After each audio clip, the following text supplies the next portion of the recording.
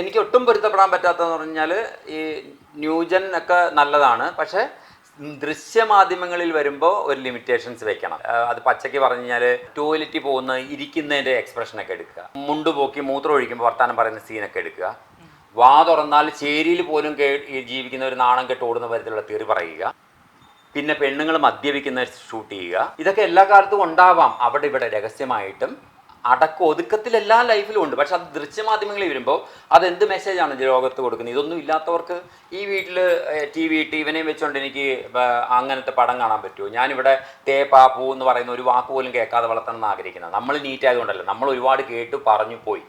അടുത്ത തലമുറ നമ്മൾ എന്ത് കൊടുക്കണം? അത് സൂക്ഷിക്കണ്ടേ? അതിന് പറ്റുന്നില്ല എന്നുള്ളൊരു പരാതികളുകൊണ്ട് ഞാൻ ഇവിടെ ന്യൂജൻ സിനിമ ഇടാറേയില്ല, കാണിക്കാറുമില്ല.